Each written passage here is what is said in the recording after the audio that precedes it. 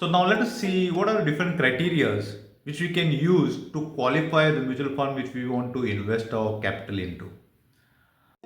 Financial educator, author, best-selling book. Now for direct stocks, we have a plethora of ratios, plethora of valuation method. It's very complex. But however, when it comes to mutual fund selection criteria, it's very simple. Just top 5 criteria which I'm going to explain in a specific video. Now, if you have a financial planner, financial advisor, you can rely on them. But nevertheless, if you know the 5 criteria, you yourself can as well do some research before you rely on a financial planner or a financial advisor. So let us see the first criteria. The first criteria is, of course, we want returns. So higher the return, higher the long-term returns of the past, we can hopefully expect the similar returns for the similar duration in the future. Nevertheless, it's not guaranteed, but it gives us a benchmark, it gives us a stability, it gives us some comfort before we want to invest our capital in the mutual fund. So long-term historical returns, which is the first criteria. The second criteria, we need to see who the fund manager is. What is the historical performance of the mutual funds for which that fund manager was assigned. So better the performance of the mutual fund for that particular fund manager, you can select the mutual fund for that specific fund manager and list it out. So this is the second criteria. The third criteria is the company size, the mutual fund company size, the asset management company size. Now every mutual fund has an asset management company.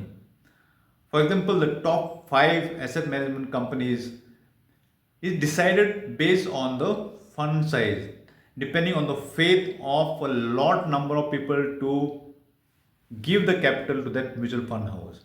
The topmost is actually SBI, State Bank of India. The second, State Bank of India was the first. The second is ICICI. The third is HDFC. The fourth is Kotak. And the fifth is Nippon. So you need not restrict your investing to the top 5. You can go beyond top 5, which is the top 10, provided you don't skip the earlier 2 ratios as well. So now that we have understood the third criteria, which is the asset management company size, let us see the fourth criteria, which is a little more additional in terms of ratios. So we have just about 3 to 4 ratios which we need to be concerned about. The first ratio is about standard deviation and beta, which is going to help us determine what is the riskiness of that particular mutual fund.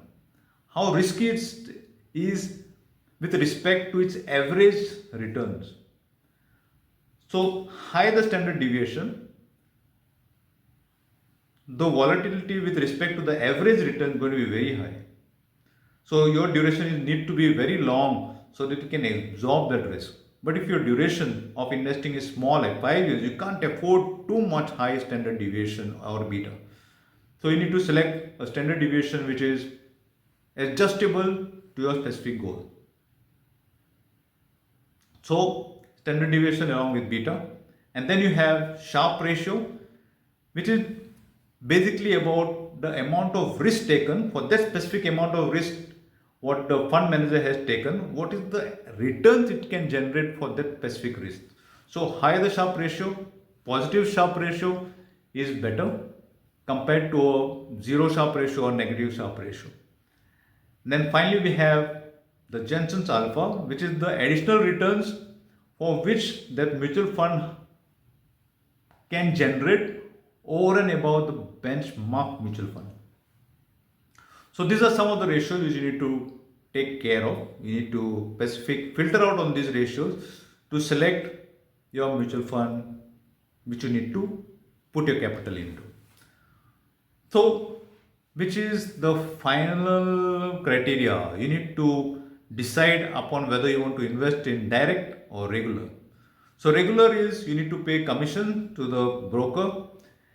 In case of direct, You need to pay very little fees, but there is no brokerage or commission involved.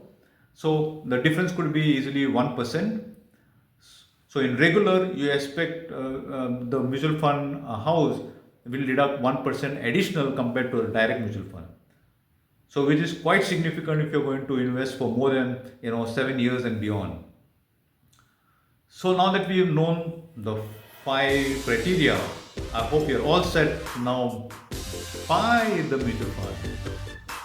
Do read my book on investing. It's more about how you can pick up direct stocks. It also gives some suggestion of an alternate approach other than direct stocks.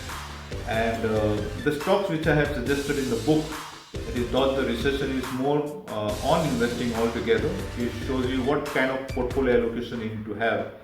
So definitely it's going to be of help. It's a very easy to read language. It's a very easy to follow process which you can follow any year, any time of your career. You can read the book, and if you have any questions on the book, please reach out to me.